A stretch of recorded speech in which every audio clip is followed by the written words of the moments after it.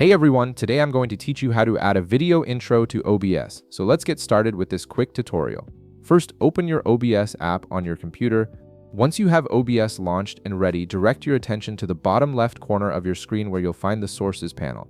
This is where all your media elements and inputs are managed. Look for the plus icon and click on it to add a new source. From the list that appears, select Media. This option allows you to add video files directly into your OBS scene, which is perfect for creating professional-looking intros for your streams or recordings. After selecting Media, a new window will pop up asking you to name your source.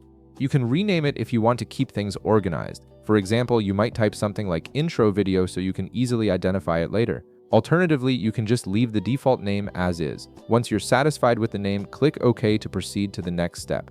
Now you'll see the properties window for your media source. On the right side of this window, you'll notice a Browse button.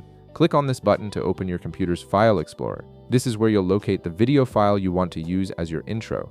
Take your time browsing through your folders to find the right video. Once you've found the video you want to use, click on it to select it, then click Open to confirm your selection. This imports the video file into OBS and makes it available for your stream or recording. After selecting your video, click OK to close the Properties window and add the media source to your scene. At this point, your intro video will appear in the preview window of OBS. Depending on the size and resolution of your video, you might need to resize it to fit your canvas properly. To do this, simply click on the video in the preview window and drag the corners to adjust its size. This ensures your intro looks exactly how you want it before going live or starting your recording. With your intro video now set up and properly sized, you're ready to start streaming or recording with a professional touch. Whenever you want to use your intro, simply switch to this scene in OBS and start your stream or recording while on the intro scene.